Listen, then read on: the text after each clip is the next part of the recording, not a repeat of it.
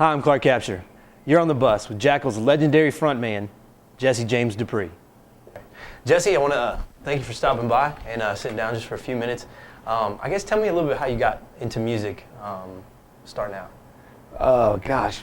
I got into music and just entertainment in general because in the middle of the night, whenever I was wearing the pajamas with the feet in the bottom of them as a kid, the zipper up the yeah. Whenever I was at that age, my parents would come and wake me up in the middle of the night and pull me in front of the television set, and Little Richard's gonna be on Johnny Carson tonight, or Elvis is doing a special, and I'd be sitting there trying to go back to sleep, and watching these guys whoop and holler on television, and it just stuck. Yeah, so they got you going at a young age?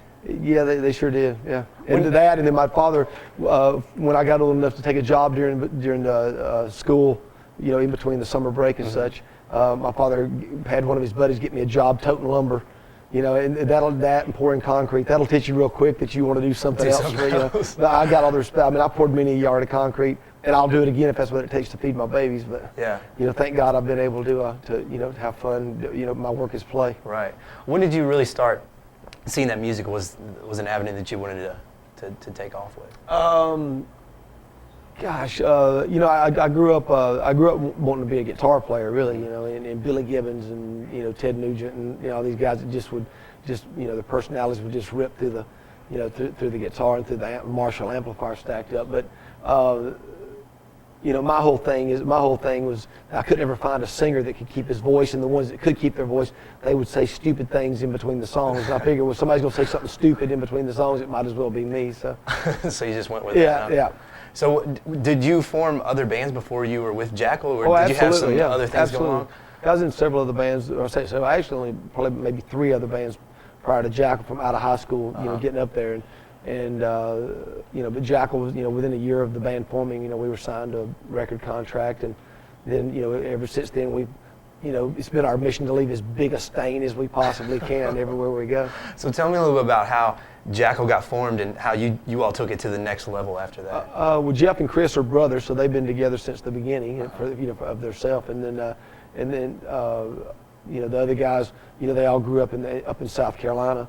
And they had another singer originally and I used to book them into this club that I was managing, and they recognized me because whenever they were trying to get up and going, my band used to go and play in their town. So they were always tripped out that I had come off the road and was managing this bar, but I had a child that was being born and was trying to do the right thing. Right. But I found out I was spending more time away from my family working in that bar than I did when I was on the damn road. So one thing led to another, and I would sit in with a band, and people would pack out to see if I was going to get up with them and jam, and it was just a natural fit. Well, that's cool. What is I guess what's the most exciting moment that you've had playing, whether it's on stage or traveling or what? I'd have to say just about every single night that intro tape rolls. I mean, it doesn't get old. I'm still that 15-year-old kid that was drawing the stage amplifier on my notebook at school. Yeah. And it doesn't get old. But I mean, as far as highlights, we played Woodstock '94, which was, million people in front of you, plus 100 million on television around the world, and that was a thrill. And I've done festivals in Amsterdam and in Germany and stuff where they have 80 and 100,000 people at those things.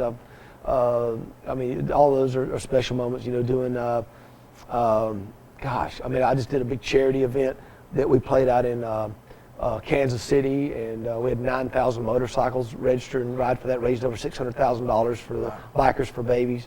Sturgis every year at the Full Throttle Saloon is a huge deal for us. We've turned it into our New Year's Eve, the first week of August. So nice. Just those are the highlights. Yeah, well, that's neat. What was the motivation behind the chainsaw solo? How did that come about?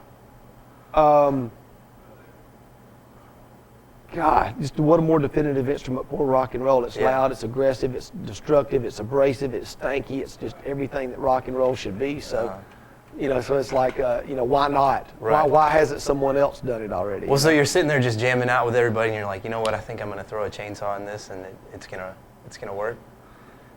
No, it wasn't quite like that. We held the sales and attendance record at a bar in Atlanta, and back before we ever got our record contract.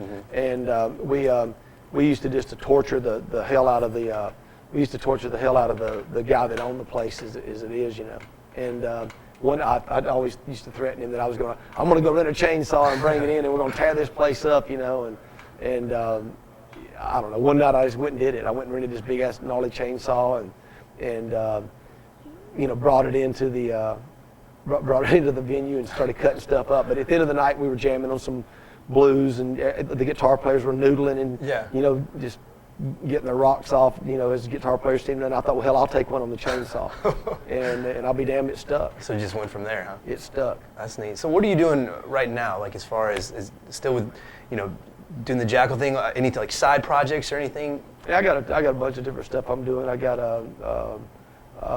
you know, I host radio stations from all across the country, come up to Sturgis every year, and they you know, they broadcast from the event, and that's a lot of fun. I do that, and you know, Crunk Energy Drink and Zippo, you know, they jump on board, and Zippo lighters, and they sponsor that, and you know, help make it a, you know, an even better event, because all the shows are up there free every year. So that's a lot of fun. And then I've got a television production company that I started about 3 years ago, and it's doing really well.